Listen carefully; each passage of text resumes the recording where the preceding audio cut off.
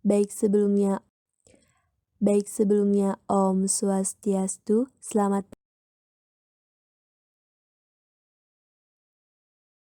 Perkenalkan, kami dari kelompok 5, saya Niwayan Vita Kurniasari dan 3 teman saya, Nikomang Nita Febriani, Nikadek Prajnanita Utami, dan Nikadek Meliani.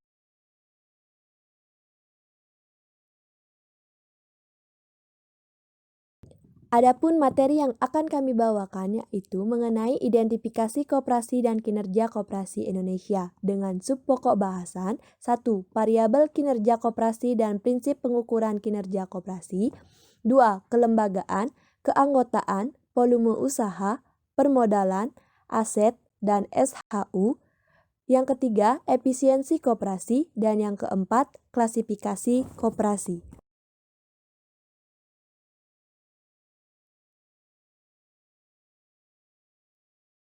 Materi yang pertama yaitu variabel kinerja koperasi dan prinsip pengukuran kinerja koperasi.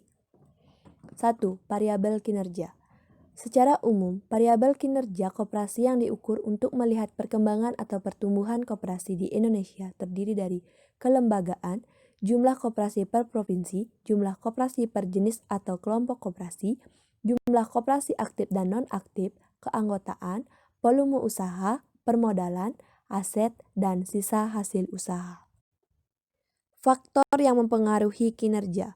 Kinerja tidak terjadi dengan sendirinya. Dengan kata lain, terdapat beberapa faktor yang mempengaruhi kinerja. Adapun faktor-faktor tersebut menurut Armstrong 1998/16-17 adalah sebagai berikut. 1. Faktor individu. Faktor individu berkaitan dengan keahlian, motivasi, komitmen, dan lain-lain. Yang kedua, faktor kepemimpinan. Faktor kepemimpinan berkaitan dengan kualitas dukungan dan pengarahan yang diberikan oleh pimpinan, manajer, atau ketua kelompok kerja. Yang ketiga, faktor kelompok atau rekan kerja. Faktor kelompok atau rekan kerja berkaitan dengan kualitas dukungan yang diberikan oleh rekan kerja. Yang keempat, faktor sistem. Faktor sistem berkaitan dengan sistem atau metode kerja yang ada dan fasilitas yang disediakan oleh organisasi. Yang kelima, faktor situasi. Faktor situasi berkaitan dengan tekanan dan perubahan lingkungan, baik lingkungan internal maupun eksternal. Presentasi selanjutnya akan dijelaskan oleh teman saya. Selanjutnya yaitu yang kedua, pengertian pengukuran kinerja. Pengukuran kinerja adalah proses di mana organisasi menetapkan parameter hasil untuk dicapai oleh program, investasi, dan akuisisi yang dilakukan. Proses pengukuran kinerja seringkali membutuhkan penggunaan bukti statistik untuk menentukan tingkat kemajuan suatu organisasi dalam meraih tujuannya. Prinsip pengukuran kinerja. Dalam pengukuran kinerja terdapat beberapa prinsip, yaitu yang pertama, seluruh aktivitas kerja yang signifikan harus diukur. Yang kedua, pekerjaan yang tidak diukur atau dinilai tidak dapat dikelola karena darinya tidak ada informasi yang bersifat objektif untuk menentukan nilainya.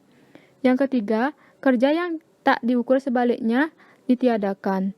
Yang keempat, keluaran kinerja yang diharapkan harus ditetapkan untuk seluruh kerja yang diukur. Yang kelima, hasil keluaran menyediakan dasar untuk menetapkan akuntabilitas hasil alih sekedar mengetahui tingkat usaha.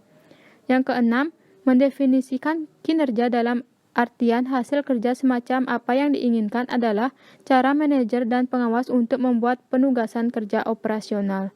Yang ketujuh, pelaporan kinerja dan analisis variansi harus dilakukan secara periodik. Yang kedelapan, pelaporan yang kerap memungkinkan adanya tindakan korektif yang segera dan tepat waktu.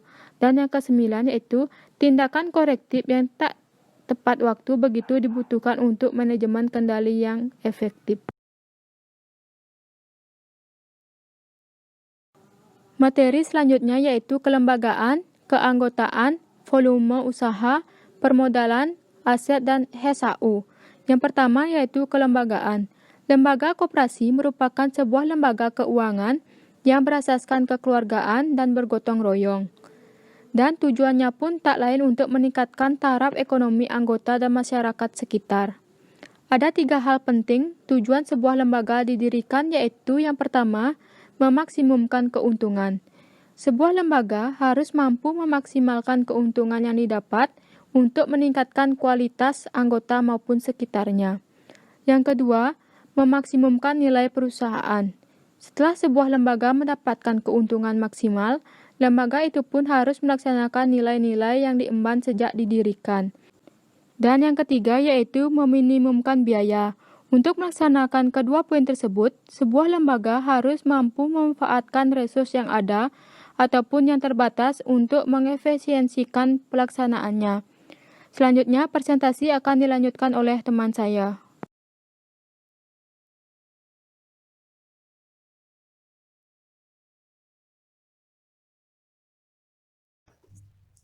Selanjutnya yaitu keanggotaan koperasi. Syarat keanggotaan koperasi yang pertama, setiap warga negara Indonesia atau WNI yang mampu melakukan tindakan hukum atau badan hukum koperasi yang memenuhi persyaratan. Yang kedua, menerima landasan dan asas koperasi.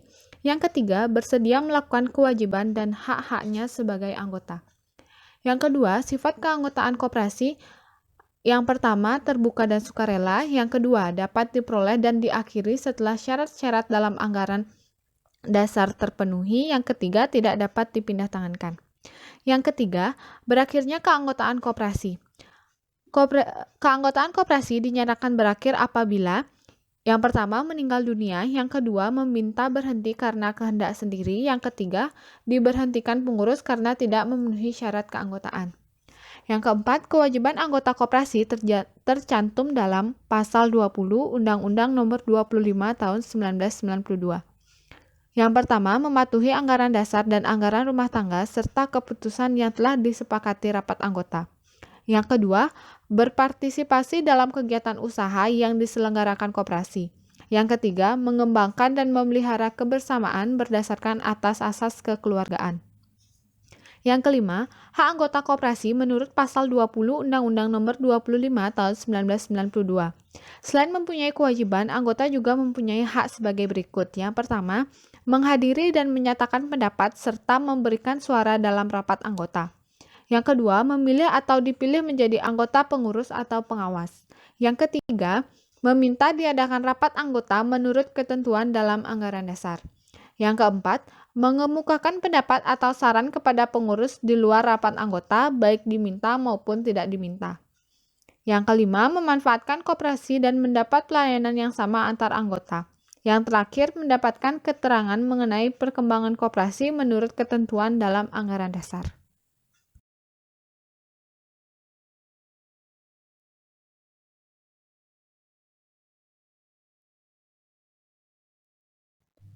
Yang ketiga, mengenai volume usaha.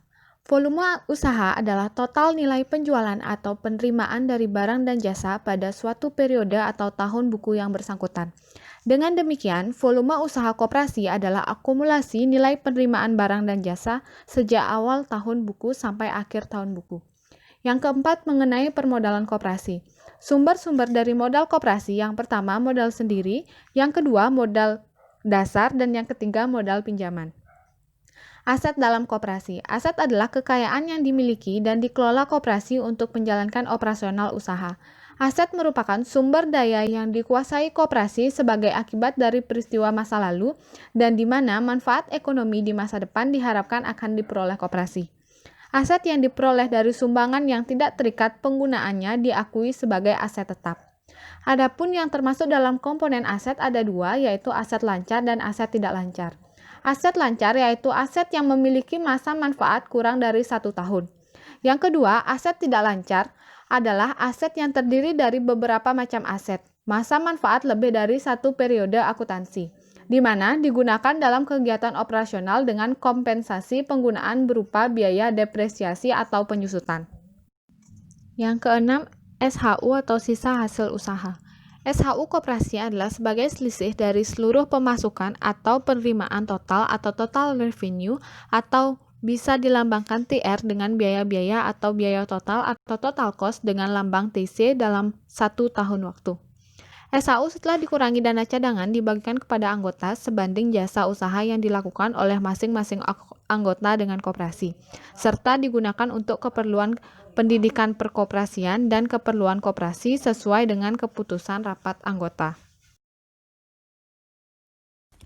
Materi yang ketiga yaitu efisiensi koperasi. Kunci utama efisiensi koperasi adalah pelayanan usaha kepada anggotanya. Koperasi yang dapat menekan biaya serendah mungkin, tetapi anggota tidak memperoleh pelayanan yang baik, dapat dikatakan usahanya tidak efisien. Di samping tidak memiliki tingkat efektivitas yang lebih tinggi, sebab dampak kooperatif tidak dirasakan anggota. Menurut Haenel, efisiensi ekonomi usaha koperasi dapat diukur dengan mempergunakan ukuran. Yang pertama, efisiensi dalam operasional usaha yang terlihat dari validitas keuangan dan keragaan kewirausahaan. Yang kedua, efisiensi yang dihubungkan dengan pengembangan. Yang ketiga, efisiensi yang dihubungkan dengan pemenuhan kebutuhan anggota.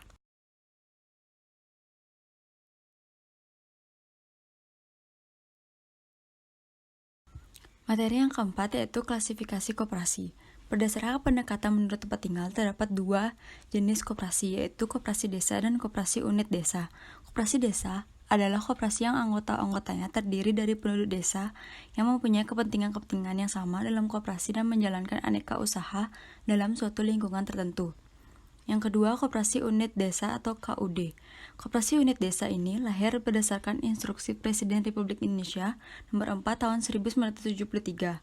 Adalah bentuk antara dari Badan Usaha Unit Desa atau BUUD sebagai suatu lembaga ekonomi berbentuk koperasi yang pada tahap awalnya merupakan gabungan dari koperasi-koperasi pertanian atau koperasi desa dalam wilayah. Unit desa yang dalam perkembangannya kemudian dilebur atau disatukan menjadi satu yaitu KUD. Berdasarkan pendekatan menurut golongan fungsional, dikenal jenis-jenis koperasi. Yang pertama yaitu koperasi pegawai negeri, koperasi angkatan darat, koperasi angkatan laut, koperasi angkatan udara, koperasi angkatan kepolisian, koperasi pensiunan angkatan darat, koperasi pensiunan pegawai negeri, koperasi karyawan, dan lain-lainnya.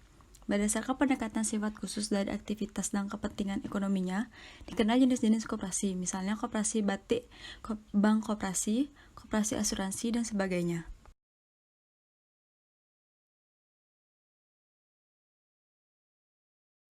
Sekian presentasi dari kelompok 5.